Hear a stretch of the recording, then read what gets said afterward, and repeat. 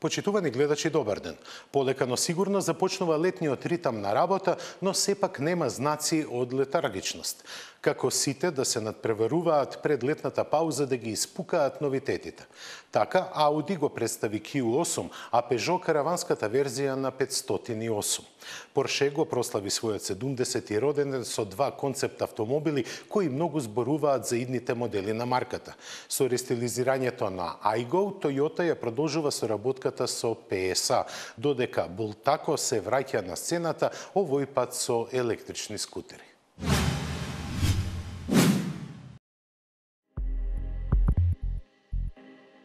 Скопје го очекува одлука во кој правец ке се движи екологизацијата на градскиот превоз. 4 зелени автобуси веќе ги демонстрираа своите предности, а се очекува и петти. Повеќето од нив место дизел како погонско гориво трошат компримиран природен газ, односно метан. Посебно интересен е електричниот автобус настанат во копродукција на израелско-бугарската компанија Chariot Motors со кинескиот Хайгер. Место батерии за складирање на струјата користи кондензатори со висок капацитет кои функционираат на истиот принцип како и керс системот во болидите на Формула 1. Се полнат за помалку од 10 минути, но обезбедуваат автономија од 2,20 на километри. Заради тоа, потребно е на крајните постојки да бидат поставени специјални станици за полнење. Производителот наведува дека троши околу 1 киловат-час струја на секој изминат километар, што според скапата тарифа за 100 километри изнесува 550 денари. Првите нецелосни податоци за автобусите на метан кажуваат дека тие на нашите улици трошат по околу 43 килограми од овој енергенс, кои чинат 1400 денари. На дизел автобусите пак за истото растојание им треба нафта во вредност од 2700 денари. И трошоците за одржување се помали. Автобусите на метан не користат AdBlue адитив и немаат филтер за цврсти честички, а на електричниот не му треба ниту масло, филтери, антифриз и други потрошни материјали. Дотука математиката е кристално јасна, но таа се менува кога во формулата ќе се вметне и набавната цена на возилата. Вообичаено автобусите со погон на метан чинат за 10% поскапо, а електричните најмалку двојно повеќе од оние со дизел мотор. Чистиот воздух за дишење и нашето здравје немаат цена, но сепак на градот му предстои сериозна дилема што ќе избере. Штета е што во сето ова не се вклучени како трета опција и хибридните автобуси кои генерално имаат за третина помала потрошувачка и за исто толку помала количина штетни материи во своите издувни гасови.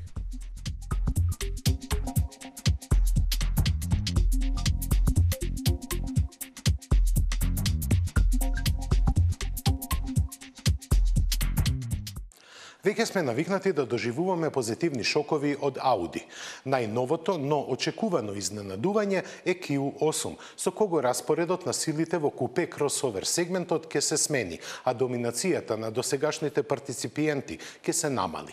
Со технологијата типична за Господарот на прстените, Q8 ќе го најде својот пат до поклониците на овој тип возила.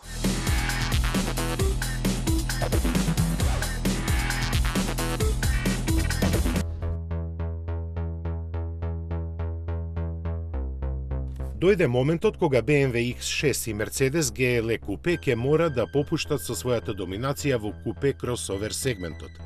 Ауди го искористи доцнењето во однос на нив и го подготви најнапредниот модел во оваа класа. Како ризница на технологиите, новиот Q8 води директно потекло од досегашниот знаменосец на гамата Q7, од кој го разликува емотивниот и поспортски изглед. Демонстрира стил кој на критичарите на дизајн стандардизацијата не им остава многу муниција. Се е веќе видено, но Audi Q8 визуелно значително се одвојува од остатокот на гамата. Неговиот дизајн се одликува со нагласени линии, предниот дел е помасивен, но сепак добро ускладен и му дава нешто поелегантен изглед во однос на Q7. Закосениот заден дел и поголемото меѓуоскено растојание ја издолжуваат силуетата на точно 4 метри и 99 сантиметри. Германците велат дека е попростран од донаторот и конкурентите и дека нуди повисоко ниво на комфор. Во очекувано луксузната внатрешност се забележува влијанието на A8, од каде се преземени повеќето технолошки решенија. Покрај виртуелниот самиот кокпит со дигитална инструмент табла се споменуваат и бројните системи за асистенција, но не и оние за автономно возење. Добриот впечаток го дополнува и багажникот, кој од стандардните 605 нараснува на 1755 литри. Ваквите возила сепак не се за превоз на товар и затоа суверените возни својства му се загарантирани. При конструирањето се искористени искуствата од Каен, Урус и Бентайга, кои ја имаат истата платформа. Со обемната употреба на алуминиум, тежината е задржана на прифатливи 2140 кг. Новата генерација на напредниот кватропогон ја распределува силината напред-назад во однос 40:60. Клиренсот од добри 25 см покажува дека теренските предизвици нема да му бидат туги, но Q8 сепак ретко кој од купувачите ќе го вози низ скал или по камења. Посебно не ако се одлучат на опционалните 22-инчни тркала. Во поглед на моторизацијата, тие на почетокот ќе може да бираат помеѓу 2-3 литарски мотори, бензинец со 340 и дизел со 286 конски сили. Ке следат најмалку уште една дизел изведба, но и плагин модел чии карактеристики засега се завиткани во тајност. Затоа пак јасно се знае дека благиот хибриден систем со стартер генератор од 48 волти ја намалува потрошувачката за просечни 0,7 литри. Новиот Audi Q8 во продажните салони ќе стигне на средината на октомври. Ќе се произведува во фабриката на Volkswagen групата во Братислава, а цените за сега не се познати.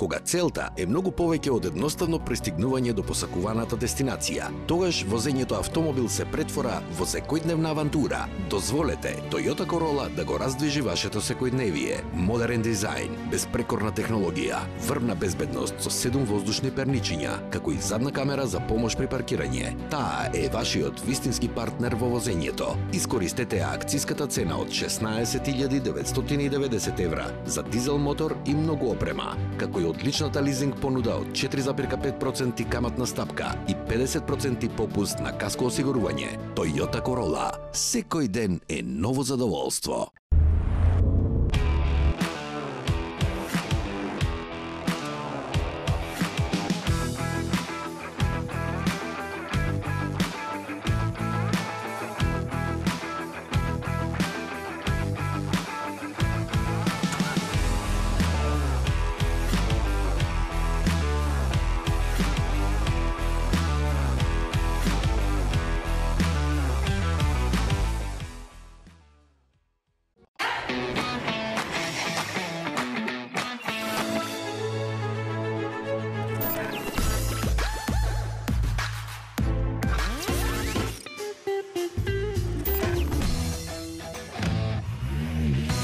Едноставно до нов автомобил со Шпарка се лизинг.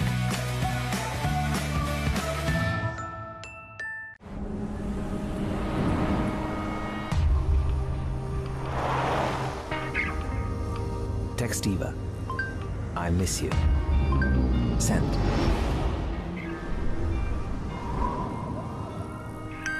She called me up late last night.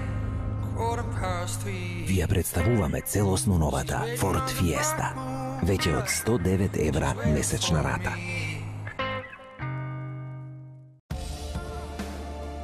Say hello to the Peugeot 208 with active city brake, if you need it, and a reversing camera. What are you doing? Sebastian, supposed to look at the reversing camera. Forget it. No, don't even bother showing them the park assist. Not so easy after all, is it? Everyone needs a hand in the city.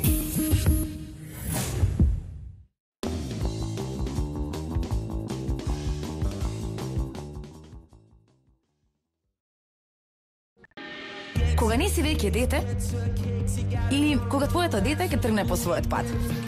Тоа е времето кога можеш да живееш како што сакаш. Тоа е времето кога можеш да ја слушаш твојата музика гласно. Или да експериментираш со себе. Без да се плашиш, да се изволкаш. Време е да живееш по своите правила. Новото Kia Rio. Твое време, твои правила.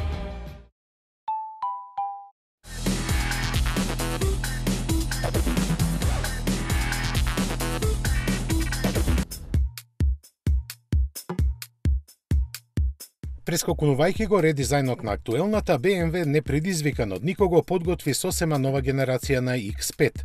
Да се подсетиме, се појави во 1999 година како прв големи луксузен теренец од германското трио. Во голема мерка беше базиран на моделите на Land Rover, кои му ја обезбедија тогаш неопходната робусност, но и дел од луксузот надополнет со прецизната баварска моторна механика. Во втората генерација пристигна 8 години подоцна и запоседна со гаражите на купувачите. До толку што беше трет најдобро продаван модел со знаките на BMW. Следниот X5 го видовме во 2014-та, така што сега му беше доволно само подмладување за да продолжи со пазарниот успех. Но место тоа, од BMW во голем стил пристигна сосема нов модел. Поголем, полуксузен и поатрактивен, но сепак со наследени особености од своите претходници.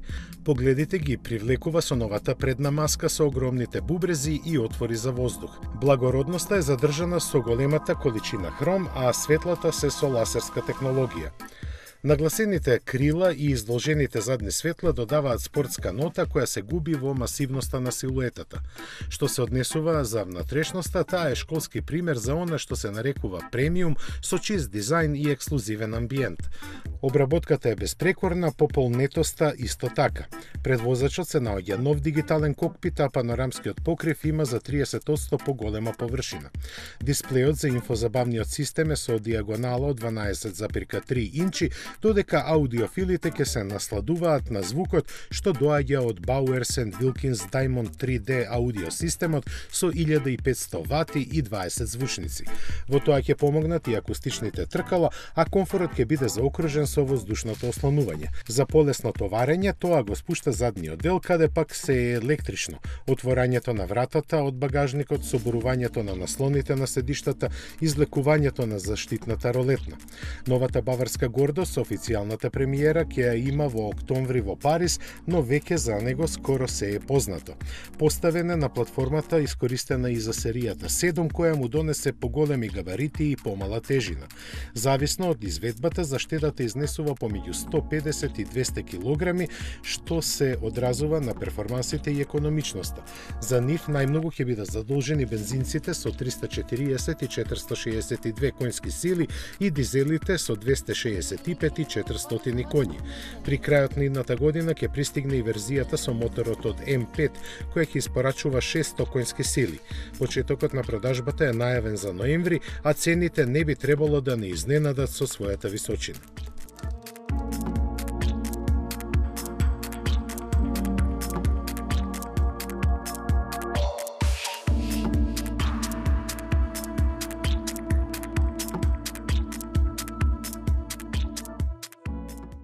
Кога прв пат се сретнавме со лимузината, паднавме во делириум.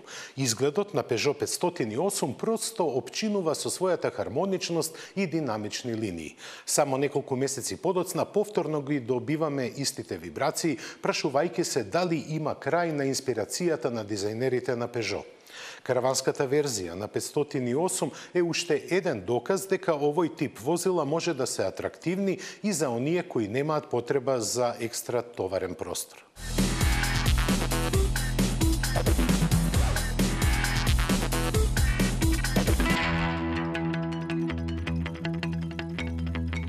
Во пресрет на летото, Peugeot ни ја представи караванската верзија на 508. Ниската линија на задниот дел од покривот успешно ја трансформираше радикалната лимузина во динамичен патен крстосувач. Должината му е зголемена за само 3 см, со што не се загрозени течните црти кои му даваат печат на овој модел.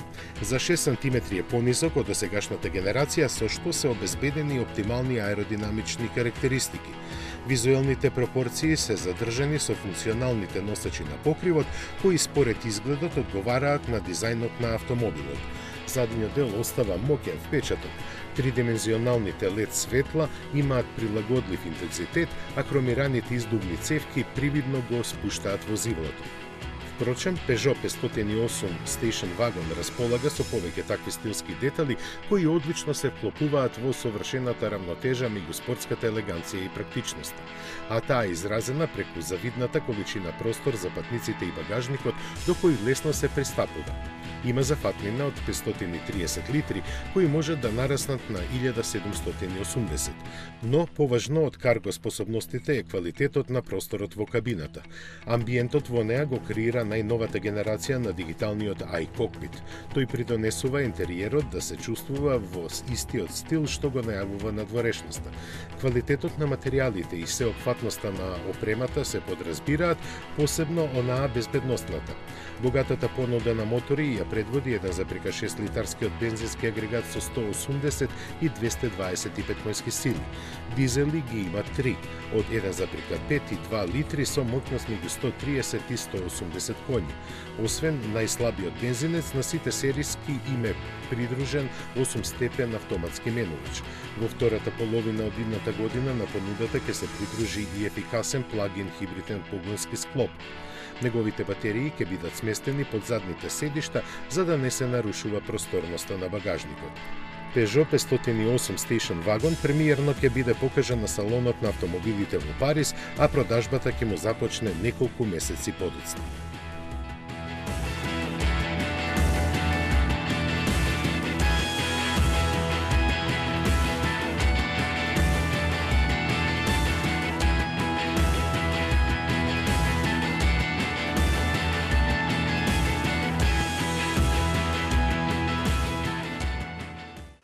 Минатиот викенд Порше го прослави 70-тиот роден ден од основањето.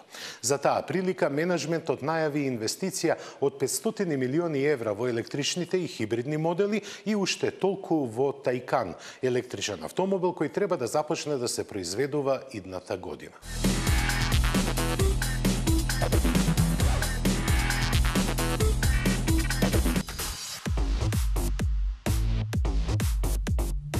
Одбележувајќи 70 годишнината од својот прв автомобил, Порше фрли поглед наназад кон минатото и нанапред кон иднината.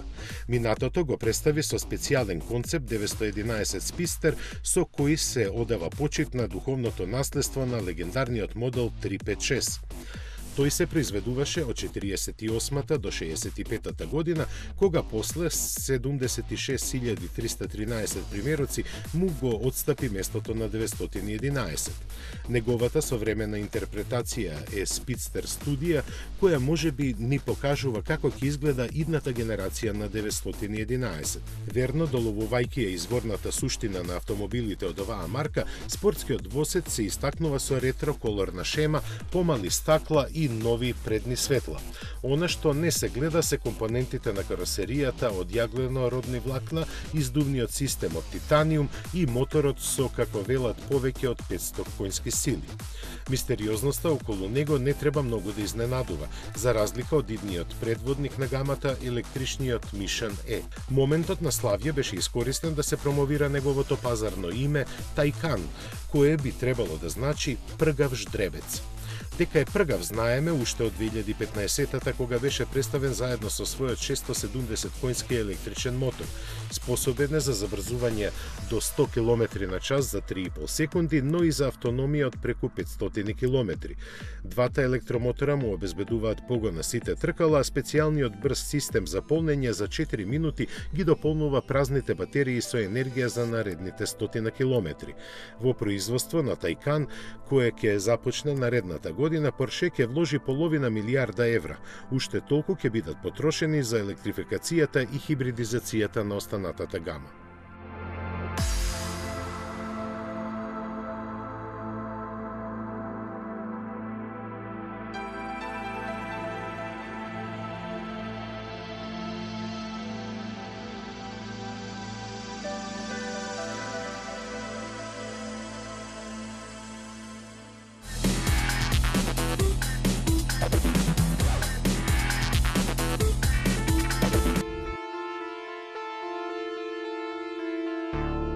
Помина повеќе од 3 години откако се појави втората генерација на Toyota Aygo. Во меѓувреме се продадоа скоро 300.000 примероци од него. Дојде ред за редизајн и сега тој ќе ги освојува европските меридијани значително подмладен. Препознатливиот X дизајнерски подпис е задржан, но разликите веднаш се забележуваат. Интегрираните LED светла и модификациите на браникот прават каросеријата да изгледа поширока. На силуетата нема поголеми зафати, додека задните светла, исто со LED технологија, имаат нова графика. Целокупно гледано на Aygo му е додаден малку спортски дух, посебно со опционалната двобојна шема. Внатрешноста е модерно уредена со богат избор сериска опрема. Секое ниво има специфични елементи, а најбогатото доаѓа со наградуваниот Toyota Safety Sense безбедносен пакет. Меѓу другото, тој содржи и систем за автоматско запирање. Aygo е задвижуван од добро познатиот 1-литарски мотор кој сега нуди 72 конски сили. Доволни за максимални 160 км на час, тие ќе се задоволат со просечни 3,9 литри гориво на 100 км. Цените за сега не се познати, но се очекува да останат на сегашното ниво. Малиот Aygo се произведува во заедничката фабрика на Toyota и Peugeot во Чешка.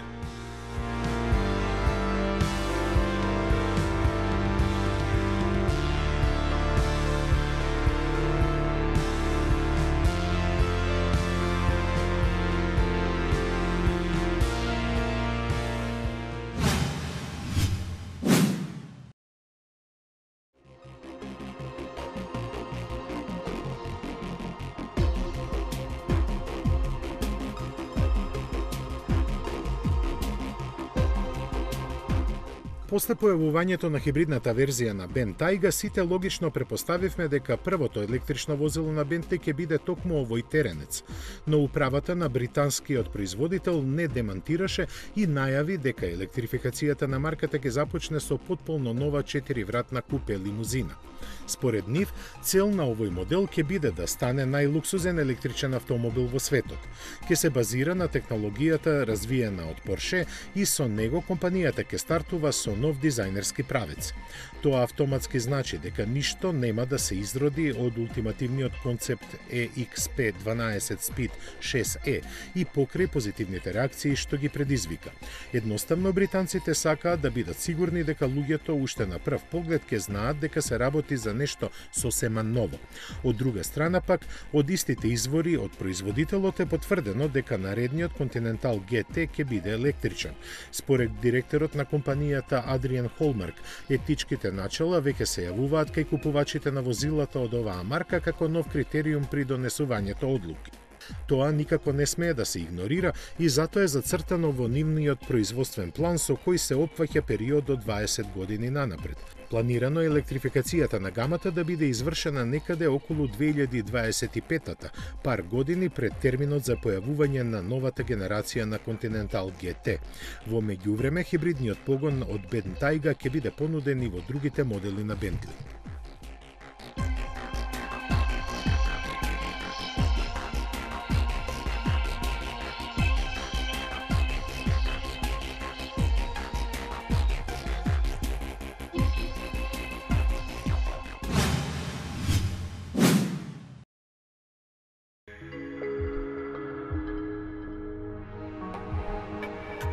За промоција на престојното ID семејство, Volkswagen ја избра ридската трка Pikes Peak.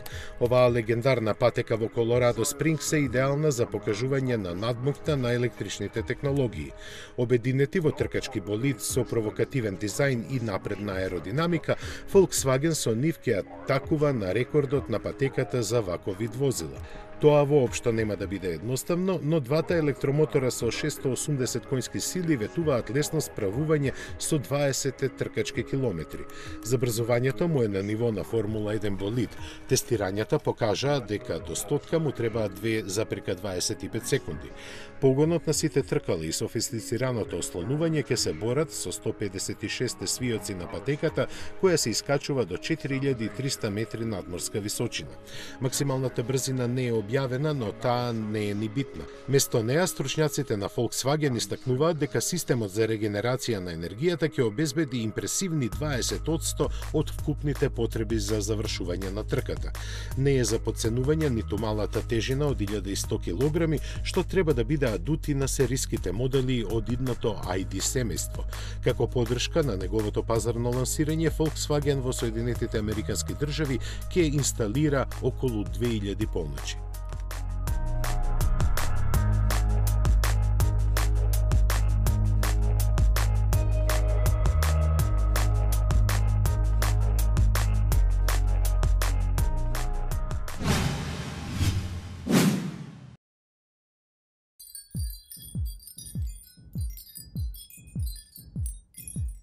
Практикантите на Шкода на дело го покажаа наученото. Им требаат 9 месеци, но успеа да направат концепт на кабриолет кросовер за кој извести целиот свет. Како основа им послужи Карок, кој после оваа трансформација ја доби ознаката Sunrock. За жал, тешко дека нешто конкретно ќе се изроди од овој уникат, што навистина е штета. Обработен до последните детали, овој летен теренец просто мами да се провозите со него. Затоа ќе послужи стандардниот 1,5 литарски TSI мотор, кој ги задвижува двобојните тркала од 20 инчи. Црвените сопирачки клешти и интериерот во доминантно бела боја создаваат складна визуелна целина во која не се забележува дека каросеријата и понатаму има 4 врати. Тоа можеби и не е така како би сакале 23-цата негови креатори, но сепак мора да им одадеме почит за нивното дело.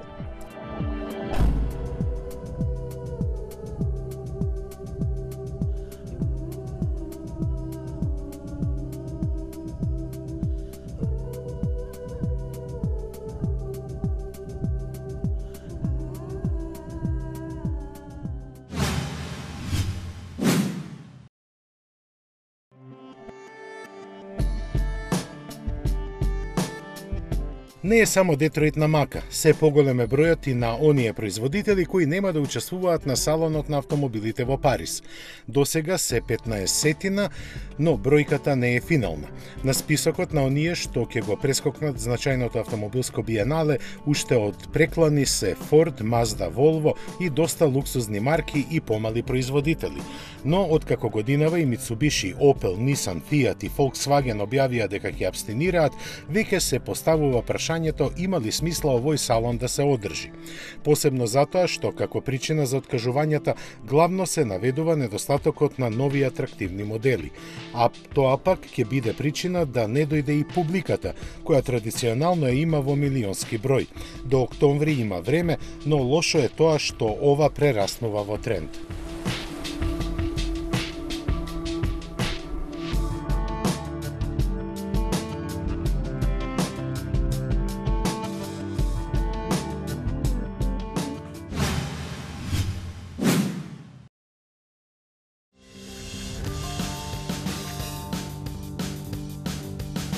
Некогашниот шпански производител на моторцикли Bultaco се враќа на сцената со интересни производи.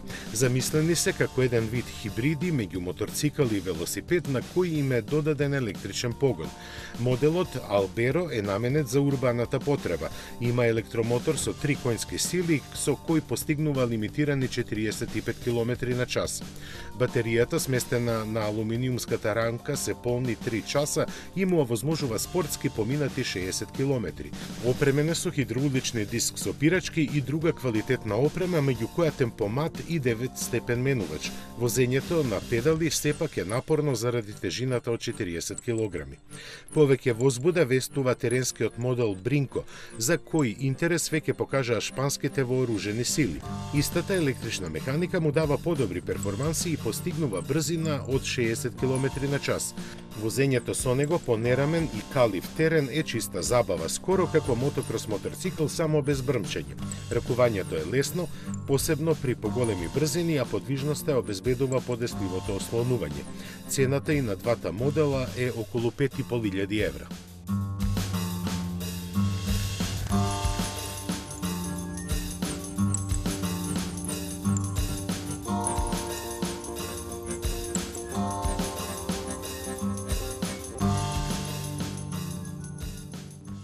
Со ова го завршуваме денешното издание на Автомагазин. Дека летните содржини ќе бидат врели, ви гарантираме со рапортот од Nürburgring, каде се соочивме со новата генерација на BMW M5. Ви посакувам убава работна недела, а следниот викенд следи новата жешка епизода на умилениот автомобилски серијал. До гледање.